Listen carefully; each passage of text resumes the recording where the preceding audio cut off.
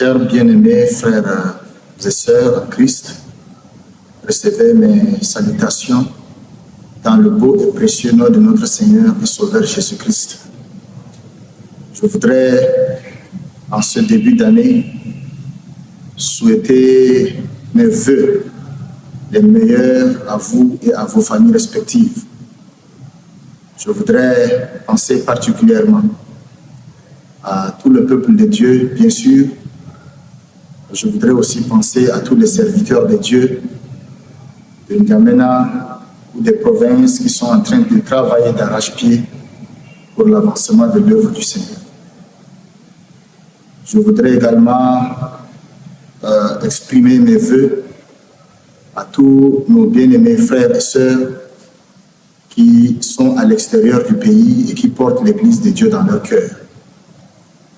Commençons cette année avec plus de détermination et d'engagement envers les vœux que nous vous avons faits. Et nous croyons qu'avec l'aide du Seigneur, nous y arriverons. Je voudrais, du fond de mon cœur, vous dire que cette année, j'ai besoin de la main d'association de chacune et de chacun de vous. Ce n'est pas une affaire d'un seul individu ou d'un groupe d'individus, mais c'est nous collectivement qui devons relever les défis de notre Église. 2025 doit être une année où chacun de nous sera fier d'appartenir à l'Église de Dieu.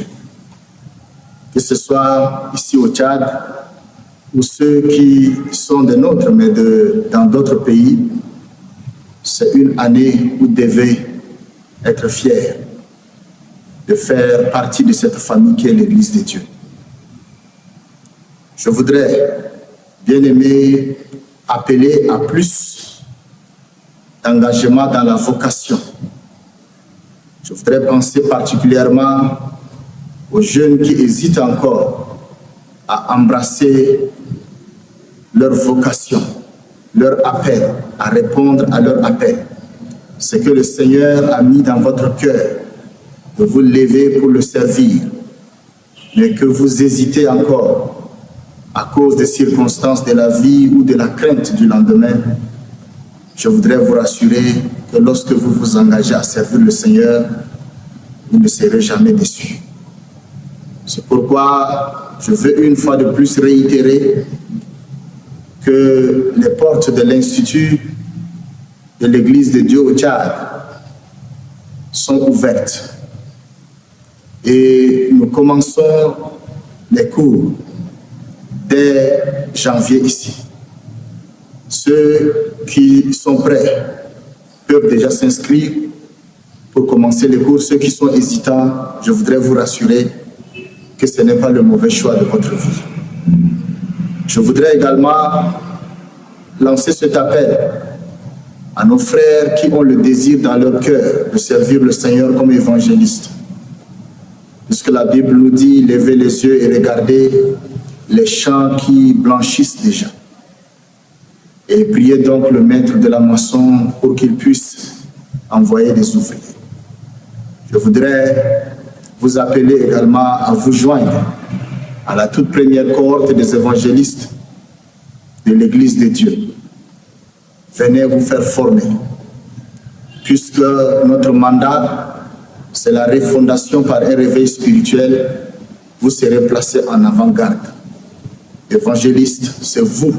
Nous avons besoin de vous pour aller dans le monde, pour amener ceux qui sont perdus, les amener des ténèbres à la lumière en Christ. Je voudrais aussi vous dire que cette année, ce serait une année où nous allons également pencher le regard vers ceux qui ne sont plus en activité ou qui sont fatigués à cause du poids de l'âge. Je veux parler des pasteurs qui sont en retraite. Je vais interpeller l'Église à leur venir en aide. On aura une manière concertée, bien organisée, pour que ces pères qui sont là et qui gémissent dans la souffrance en ce moment puisse plutôt gémir pour nous, pour que l'Église de Dieu soit élevée et que nos vies soient bénies.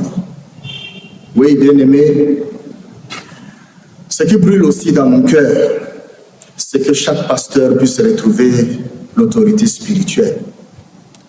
Vous savez, beaucoup ont laissé de côté le fait que c'est Dieu qui les a appelés et qu'ils doivent compter sur son secours. Je sais de quoi je parle. Et plusieurs personnes ont créé des lobbies dans des églises, des petits groupes, pour préserver quelques intérêts mesquins. Je voudrais vous rappeler que l'appel de Dieu dans votre vie était plus grand que ça. Retrouvez votre autorité spirituelle. Je le dis en connaissance de cause et surtout je connais les conséquences de quelqu'un qui se dit pasteur mais qui n'a plus l'autorité. Je vous en prie, il y a beaucoup de sectes qui ont réussi à nous pénétrer. Il y a des hérésies, des faux enseignements qui ont pris place dans nos églises. Et deux fois, vous vous croyez pasteur, mais en réalité, beaucoup de vos fidèles ont leur pasteur ailleurs. Et des enseignements, des faux enseignements ont pénétré l'église, des hérésies ont pénétré l'église. Et des foyers en souffrent, l'église en souffre. Je vous assure, répartez chacun, remettez-vous en cause et demandez encore à Dieu qu'il vous accorde la grâce de retrouver l'autorité que vous avez perdue. Bien-aimés, il faut qu'on se lève. Le travail est très grand, le défi est très grand et nous devons nous lever pour relever ce défi. Je voudrais terminer mes propos en m'appuyant sur les passages de la Bible. J'ai reçu cela comme une révélation le 12 août 2024 dans le livre d'Ézéchiel, le chapitre 36, le verset 9 à 11 et après on va lire aussi le 34 à 36. Je m'en vais vous lire ces passages. Voici, je vous serai favorable quand ces choses sont prêtes à arriver. Je me tournerai vers vous et vous serez cultivés et ensemencés. Je mettrai sur vous des hommes en grand nombre, la maison d'Israël tout entière. Les villes seront habitées et l'on rebâtira sur les ruines. Je multiplierai sur vous les hommes et les animaux. Ils multiplieront et seront féconds. Je veux que vous soyez habités comme auparavant, et je vous ferai plus de bien qu'autrefois, et vous saurez que je suis l'Éternel. La terre dévastée sera cultivée, tandis qu'elle était déserte aux yeux de tous les passants. Et l'on dira, cette terre dévastée est devenue un jardin d'Éden, et ces villes ruinées, désertes et abattues sont fortifiées et habitées. Et les nations qui resteront autour de vous sauront que moi, l'Éternel, j'ai rebâti ce qui était abattu et planté ce qui était dévasté. Moi, l'Éternel, j'ai parlé et j'agirai. Cette parole est pleine d'espoir pour nous, ou pour beaucoup de gens qui ont perdu l'espoir concernant notre dénomination. Je voudrais, sur ces paroles dont le Seigneur nous a révélées, nous dire que nous ne devons pas désespérer. Il a dit qu'il va rebâtir ce qui a été abattu et planter ce qui était dévasté. Chers bien-aimés, retrouvons confiance. Faisons-nous confiance. Et avec l'aide du Seigneur, nous y arriverons. Je vais prier avec vous avant de vous dire au revoir. Seigneur, je voudrais te rendre grâce parce que dans ton amour, tu as permis que nous puissions voir l'année 2025, chose que plusieurs n'ont pas eue. Merci Seigneur d'étendre tes mains protectrices sur la vie de chaque personne à l'Église de Dieu. Seigneur, que les familles sois protégé. Que ta grâce répande et continue, Seigneur, à nous élever.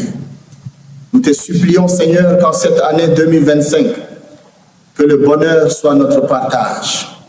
Je voudrais refuser, Seigneur, tout esprit de mort prématurée dans les familles. J'annule cela au nom puissant de Jésus. Je proclame plutôt la vie là où il y a eu la mort. Je voudrais, Seigneur, te recommander nos églises qui sont victimes des sectes qui pénètrent l'église. Je voudrais, Seigneur mon Dieu et mon roi, que tous ces courants qui ne te glorifient pas, toutes ces personnes qui estiment qu'une doctrine peut avoir lieu sur la base d'une seule expérience spirituelle et qui érigent cela en doctrine, je prie, Seigneur, que tout ce qui est faux, tout ce qui est obscur, quitte nos églises, au nom puissant de Jésus. Je recommande, Seigneur, que ta lumière jaillisse sur nous et que ce réveil que nous attendons tant puisse, Seigneur, se faire voir. Oui, Christ, nous te supplions parce que c'est toi qui es au cœur de nos actions. À toi soit toute la gloire au nom de Jésus. Amen. Que le Seigneur vous bénisse.